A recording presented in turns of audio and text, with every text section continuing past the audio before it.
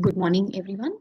So, last class, we were discussing the whole aspects theory, wherein we were, dealing with a lot of these questions around that, will not this enable to bulldoze any kind of, subsequent arguments which states or for that reason any other, taxpayer might raise in terms of the legislative competence.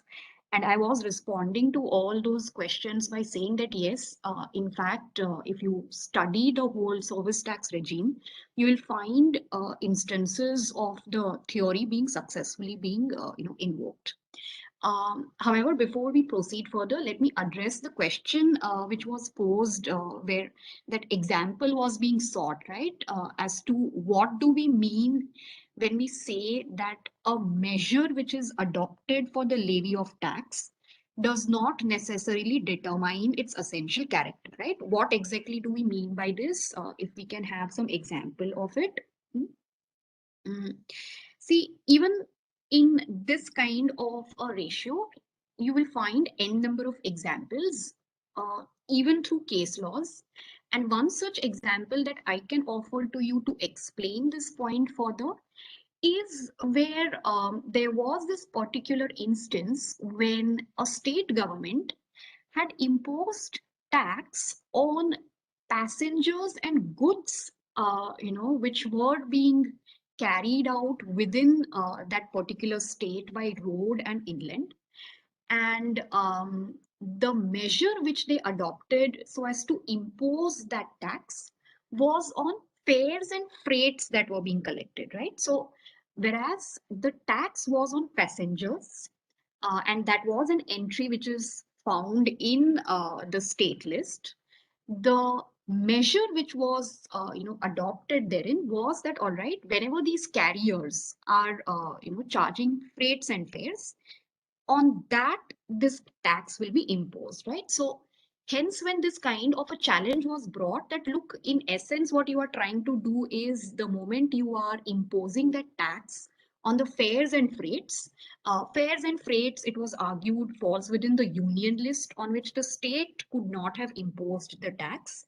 This kind of an argument was being countered, and the court did not accept it, to say that this was the measure which was adopted was not reflective of the character of the tax. That is to say, the court held in favor of the state government to and went on to hold that it was a tax on passengers and goods being carried. Yes, the state could have chosen the measure of it, which was fares and freights. But that is not to mean, and that is not to say that it is a tax on fares and freight.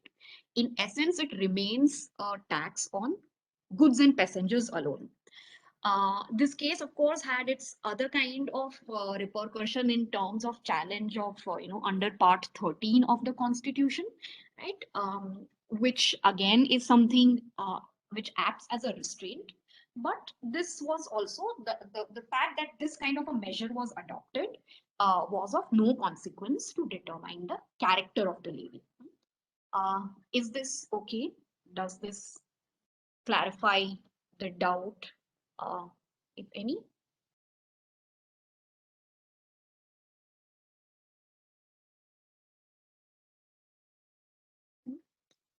Okay, let's proceed ahead with the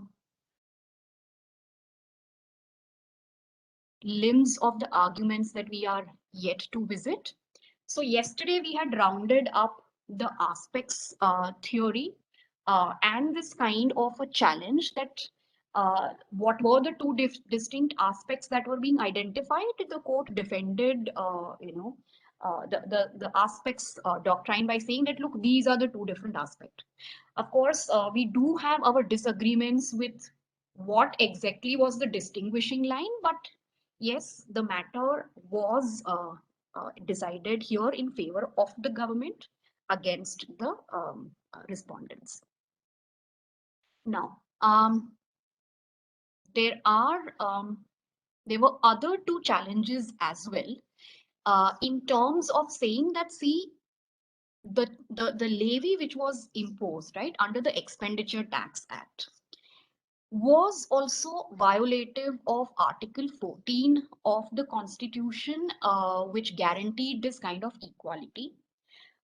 When we were shortly discussing the constraints, right, the constitutional constraints which have been placed on tax regimes, we had very briefly, discussed that although taxation is an inherent power of the sovereign, it is not unfettered. If tomorrow one was to find that the taxes are violating the fundamental rights, uh, those kinds of taxes can also be declared as ultra vires and therefore be struck down.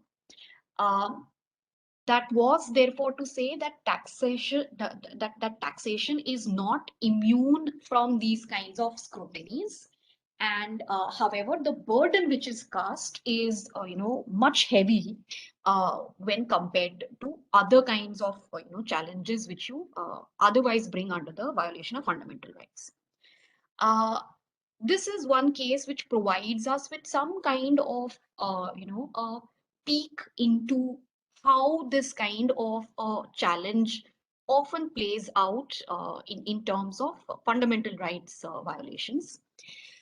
See, one of the uh, charge which was brought against the Expenditure Tax Act was to say that it was not based on any intelligible differentia, and that it was discriminating between those expenditures which were incurred in a hotel and those which were incurred in only a restaurant. Right now, the argument which was being made is that the fact that you identified this particular class of hotels, the ones which were providing accommodations of rupees 400 and above, and you were subjecting those hotels and the expenditures being made in those hotels alone to this kind of an expenditure tax, and at the same time leaving out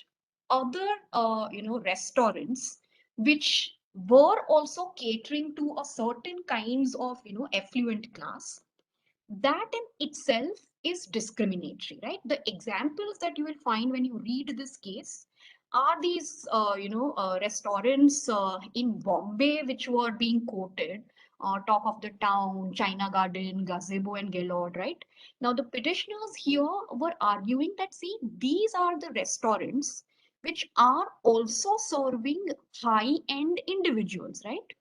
And the ones who are patronizing this kind of restaurants are equally affluent class of people. And yet, these are the kinds of restaurants which have been kept outside the purview of expenditure tax, whereas there are other hotels, howsoever you could say mediocre they might be, they have been covered under the scope of this tax, which is creating this unintelligible differentia, and therefore is violative of Article 14, the equality argument which it makes. The court responded by saying that, look, having regard to the wide variety of diverse economic criteria that goes into the formulation of a fiscal policy, legislature enjoys a wide latitude in the matter of selection of persons, subject matters, events, etc. for taxation. This is the most critical, fundamental, of tax, that a legislature does not have to tax everything in order to be able to tax something. If there is equality and uniformity within each group, the law would not be discriminatory, and the tests of the vice of discrimination in a taxing law are accordingly less rigorous. This was the point which I was referring to when we had been introducing the constitutional constraints. And this is something which has been ingrained into the jurisprudence of our country, right? That the fact that there is a wide latitude which is enjoyed by the legislature The legislature does not have to tax everything in order to be able to tax something. Insofar as there is equality within that group, one cannot bring up those arguments of discrimination, right? And one can very well choose who to tax, what events to tax, because this is a fiscal policy. There is a lot of technicalities involved therein, and a lot is left to the wisdom of the legislature.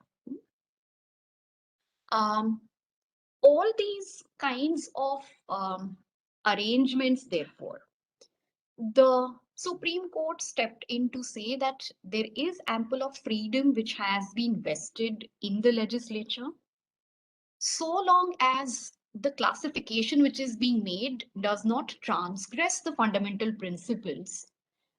You know, then just because it is exempting some incomes, it is exempting some objects and not others, will not mean that it is discriminating or that it is violating one's fundamental rights. Here, in this kind of a fact scenario, the basis of classification, therefore, according to the court, cannot be said to be arbitrary or unintelligible. Wherever there are these kinds of hotels which are also providing accommodation, uh, in the legislative wisdom, if they are understood as a class apart, by virtue of this kind of economic superiority of those who are enjoying the customs and comforts and their services, it is well within the rights and powers of the legislature to then identify only these hotels and tax them and not the others. Are we okay with this?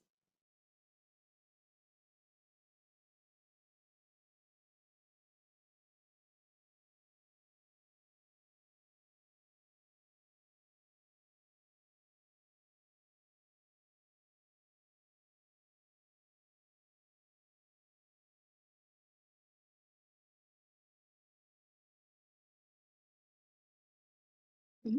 Okay. The third argument. The third argument which was being made was that this is the expenditure tax which was being imposed is against the right of the petitioners to carry out their trade commerce, the freedom of business under 19(1)(g), for the reason that it is imposing unreasonable kinds of restrictions on their freedom of business. Now, this was an argument which has been made on the grounds that these hotel associations brought forth an entire range of taxes to which they are subjected, and went on to argue that they are already paying a whole lot of taxes, a combination of various taxes being imposed by either state government or central government. And in certain, states, it is going as high as 35%. A combination of all those kinds of taxes would essentially mean that now when this additional expenditure tax is also being levied, it will virtually break their back.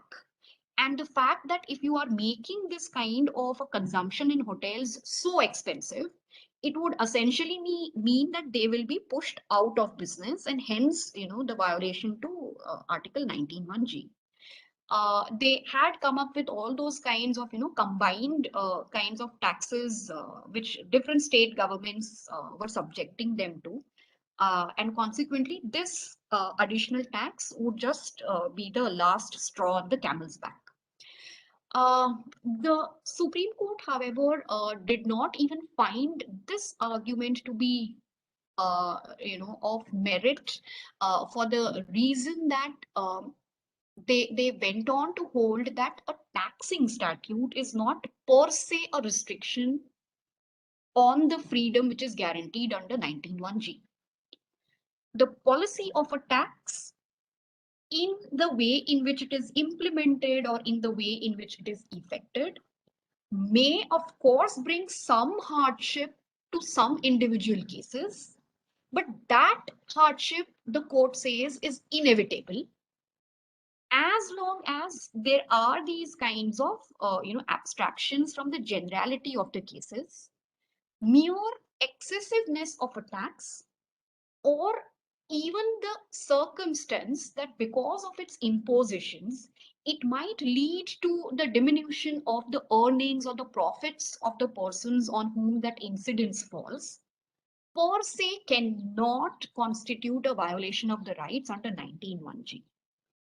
So even this argument, the third argument which was being set up against this levy, did not, fall in place with the courts, uh, and they just went on to hold that look, these kinds of taxes, even if they do cause hardship, even if they might result into, your reduction of the profits, one can't really, strike them down on these grounds alone, right? In fact, there's one statement which the court has made that every cause has a martyr, and if there are these kinds of taxes which are causing hardships, one really cannot do much about it.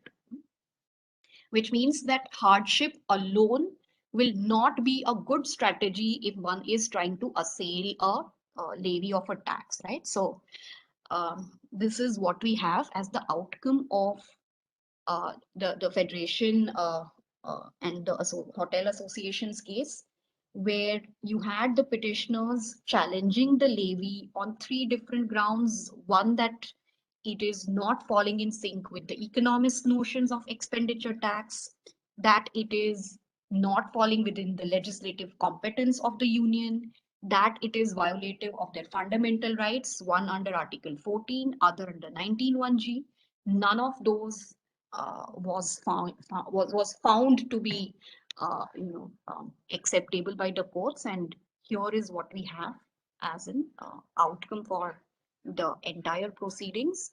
A very important case when it comes to understanding how the courts have been responding to these kinds of challenges, and also simultaneously keeps laying down all those basic principles, as well as strategizing that one will have to be careful about. Any comments? Yes, just a moment, it just started coming in.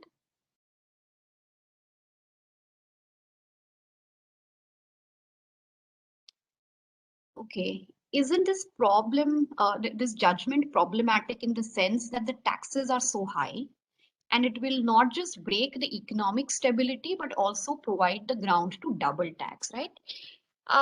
See, this is where we have been very consistently been harping upon so far, that one, the Constitution nowhere has, prohibited one from double taxes.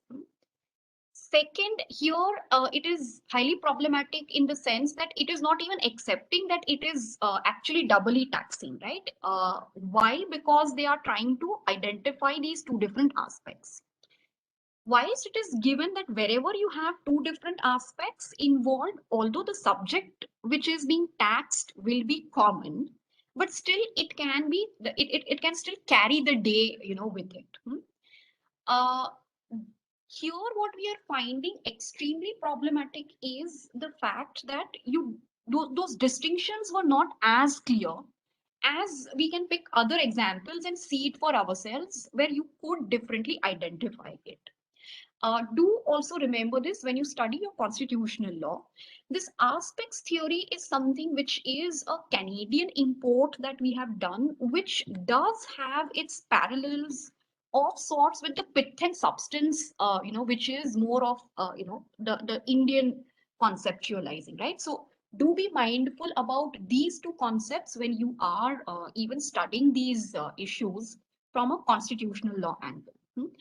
Um, let me just also very quickly lead you into that case which I was referring to yesterday, just to demonstrate to you that in certain cases the aspects are very clearly identifiable, and when you will compare it with this particular case, you will find that all right, it does have an actual kind of application, but at least here it was not as strong, right?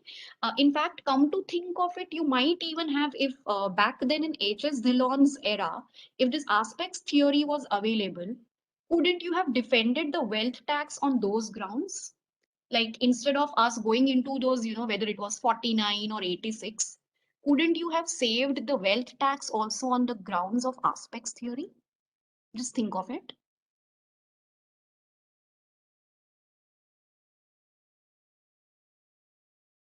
Because in HS Dillon, we walked right into that controversy, whether this is like under 49 or under 86 or under 97. If in that case we would have argued aspects theory, would we be able to demonstrate that theory then? One response is that no, it may not have been helpful for the wealth tax case that we studied.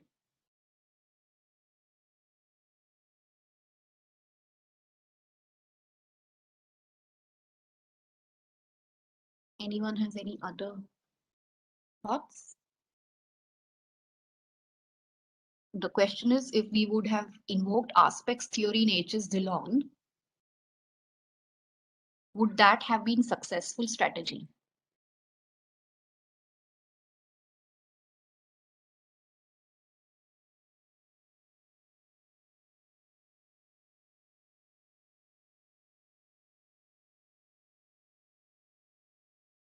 Okay, you can think about it. Let me quickly draw your attention to the case which I was referring to, where this aspects doctrine is something which is coming through more clearly, when compared to the current case that we've discussed.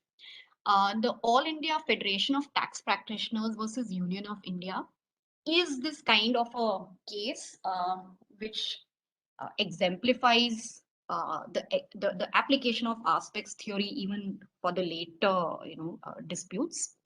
As you all might be aware, we did not originally have the service tax in the tax regime. It was only 1994 that it was introduced, beginning with three services, and then gradually they kept expanding the ambit of service tax. During one of those kinds of amendments, as they were expanding the scope, they landed up imposing the service tax on practicing chartered accountants, cost accountants, and architects, and subjected them to 5% of the service tax on the amount which they were charging to the client.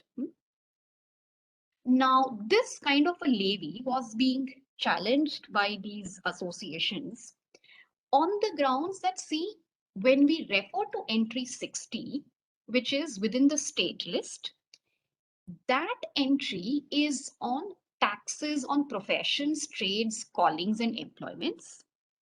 You also have a corresponding article 276, which is taxes on professions, trade, callings, and employments. And therein also you have specifically given it to the state legislature, right? So it's like, even I pay professional tax, right? So all these kinds of professional taxes which are being charged, it was argued that it has been given to the state governments.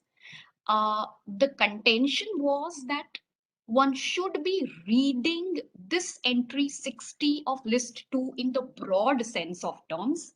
So this case is also worthwhile to engage with, for the reason that it is also giving us this insights into how exactly should we be reading the taxing entries. The argument which this appellates were making was that, one, it is a field which has been demarcated to the state governments. Entry 60 in itself should be read in the broad sense of terms, because the moment your entry is referring to taxes on professions, trades, callings, and employments, professions cannot be devoid of services. And consequently, when you are reading tax on profession, it should be read to also include a tax on the services which are involved in that profession. And hence, the union government, the central government, could not have imposed service tax. Uh, this was a suggestion that the entry, therefore, must be read in the widest possible sense so as to then include this kind of a service element. Um, and that entry 97 could not be invoked because, as I was referring, service tax regime in the country was introduced by virtue of entry 97. Okay, I'll just repeat the contention which was being raised. See, the argument which this federation was making is, look at entry 60, it is saying taxes on profession. There is hardly any profession which will be devoid of a service element, right? When you are into a profession, you are providing a service. And consequently, when one is reading this taxes on professions, it should also be read to include services and tax on services. The contention, therefore, is that since this kind of an element is already packaged into the word profession, one must therefore understand that the power to tax services has been entrusted to the state governments under list 2 and not to the central government under entry 97.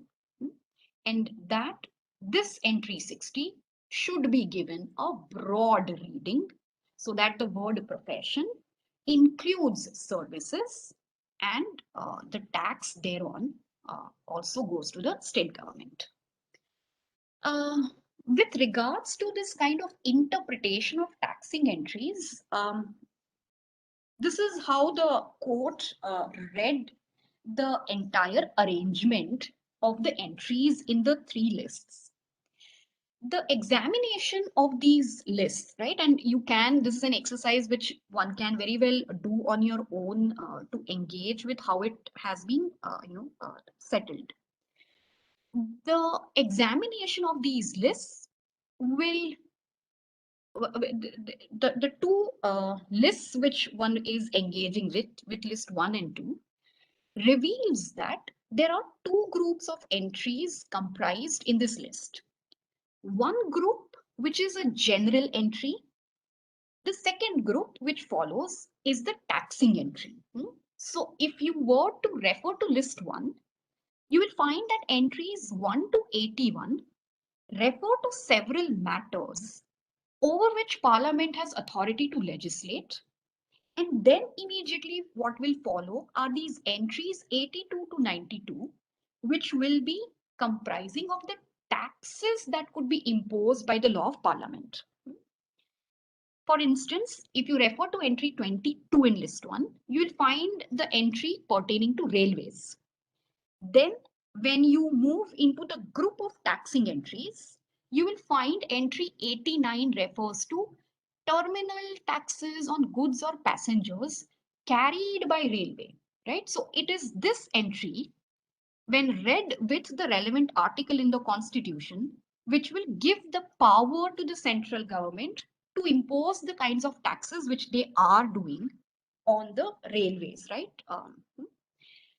Similarly, is the arrangement in list 2, general entries followed by taxing entries.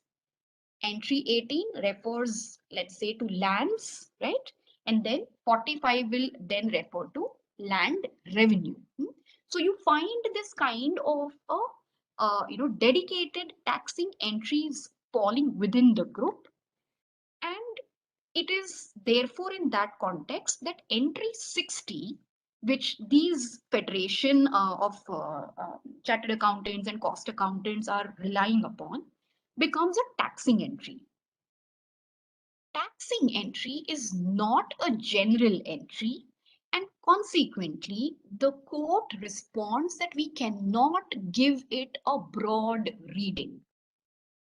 They went on to hold that tax on professions, etc., has to be read as a levy on professions. This cannot be extended to include services, and services is something which is remaining outside the purview of it, right? So in fact, here in this case, we'll also find a discussion around when you are using this word tax on something and a tax with respect to something, right? So whenever you are using the terms in relation to, with respect to, those are still capable of some wide interpretation. But the moment you use the term tax on so and so, it again takes a further restrictive reading. So that was the response to the argument being made that you must read the entry in a broad sense. Court said no. This is a taxing entry, not a general entry.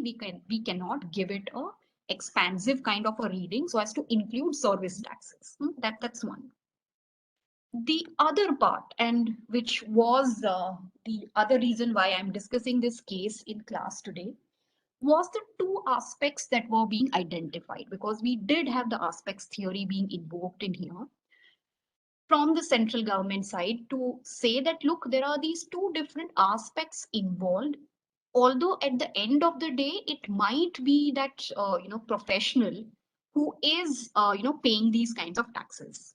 One, from the point of view of his client, the chartered accountant or cost accountant is his service provider.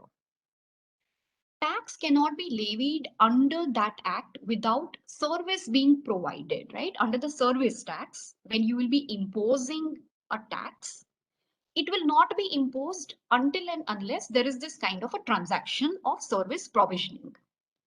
Professional tax, on the other hand, which is imposed under entry 60 by the state government, is a tax on the status of that chartered accountant or the cost accountant.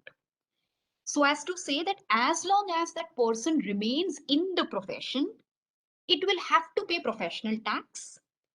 That professional tax, which is imposed by the state government, has got nothing to do with the commercial activities which that person will undertake for its client.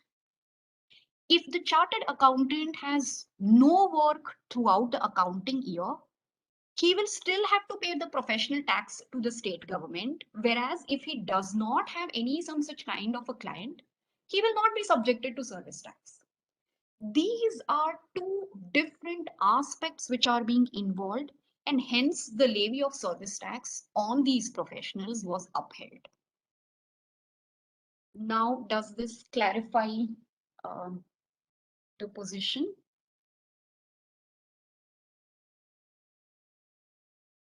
Hmm? Great. So this is how you go around making those kinds of strategies. Let me start out with the other case. Now, this is one such instance where you had a challenge being placed on a taxing statute on the grounds that it was violative of the fundamental rights of the taxpayers involved, and this is one instance where the tax was struck down.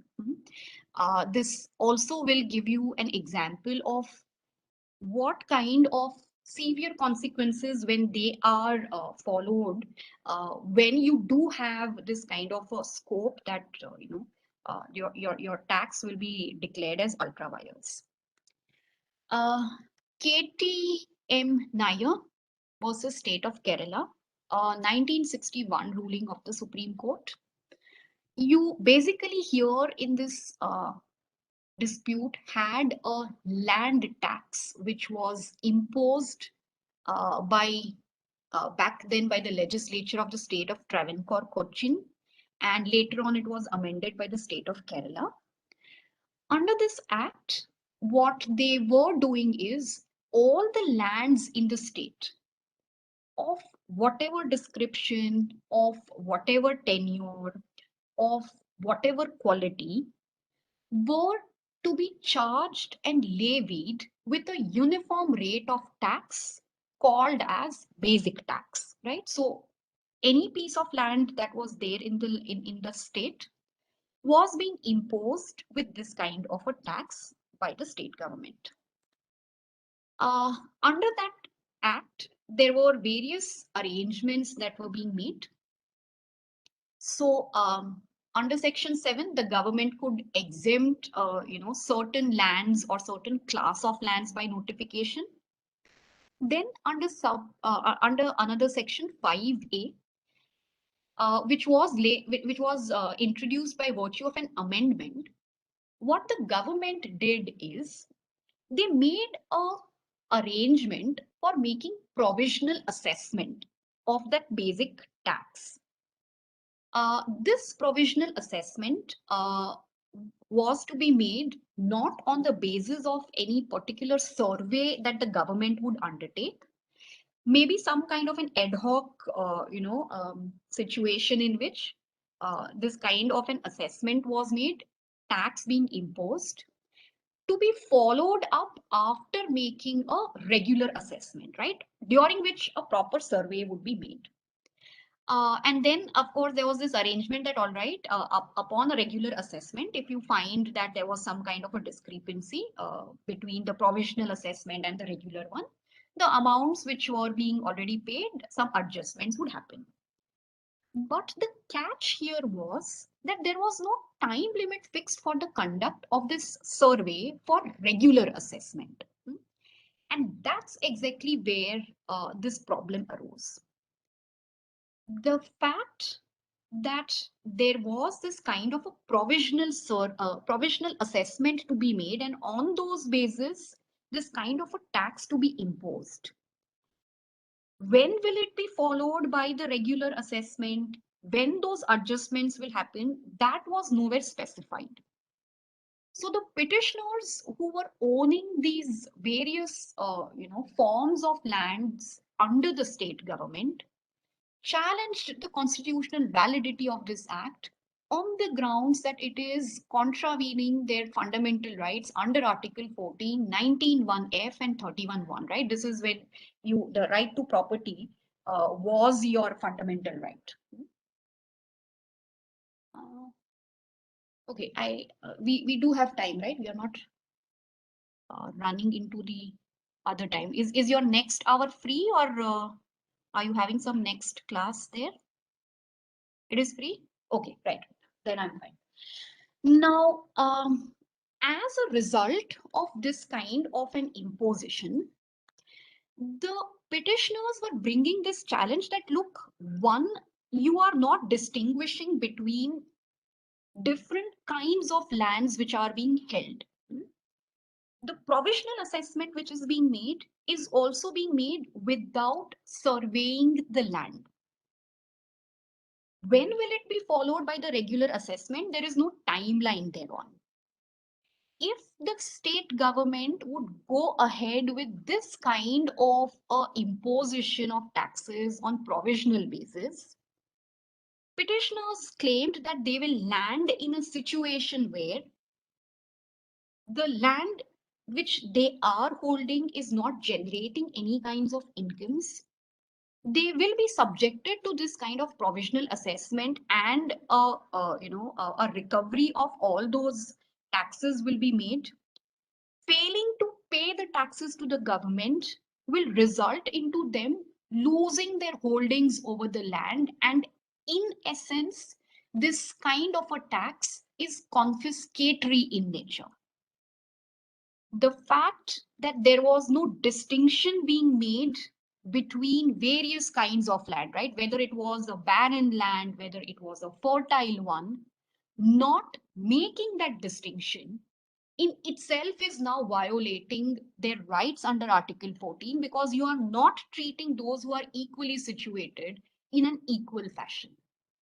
Are you getting this argument?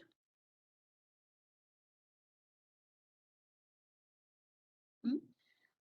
So this is where uh, the act was found falling foul of Article 14. The Supreme Court did very closely examine the kinds of consequences that it would have on the various kinds of landowners, right?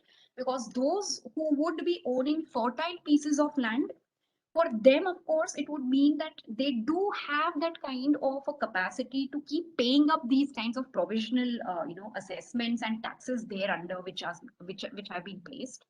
But those who are meagerly generating, and barely able to sustain themselves, when they are also subjected to an equal rate of tax, and without any, such kind of a follow-up procedure, the tax in essence does take a confiscatory form to itself.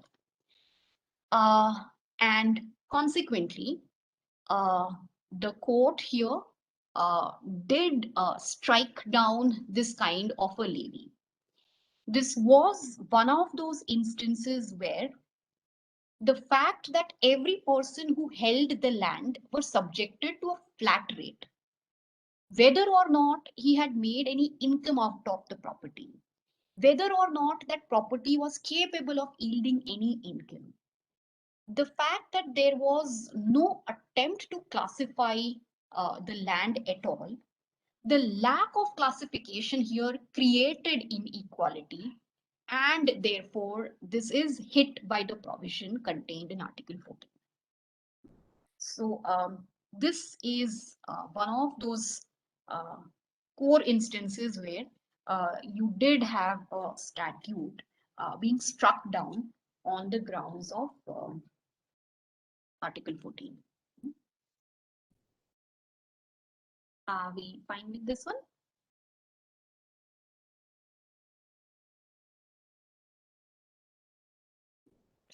Okay. Um, Part 13 of the Constitution. Now, see, this is a part where if we start engaging into its details, we will have to spend at least some 5-6 hours, whether the main class or tutorials combined, and we will really run very deep into the constitutional law portion. So I'm just putting this across to you here in the form of this just a pointer. We will not go into the details of it. Part 13 of the Constitution, which does comprise this kind of a guarantees to carry on, this kind of the guarantee that there will be freedom of trade, commerce, and intercourse, and that you will not raise these kinds of tax barriers unless it is something which is a restriction imposed in public interest, can and has often been invoked, as a challenge, right? In the sense that whenever you had a tax being imposed which was seen as running foul of Part 13 of the Constitution, you did have a range of case laws in there. And, the whole lot of controversies about compensatory tax, the Jindal Steel, the kind of, uh, dispute that it settled, pushing out that entire compensatory tax concept from the Indian jurisprudence. Comprise of the discussion in this particular part, right? So, insofar as the constitutional constraints on the taxing powers is concerned, this is where we will fold up the discussion, so to say, that we have analyzed it in terms of the legislative competence, the fundamental right, and part 13 is also something which one very well could, invoke for oneself. Hmm? So let's stop here. When we meet we have a second hour today, right? Which is at 12, no, 11, right? So we can continue at 11 in for the next class. 12 it is, okay.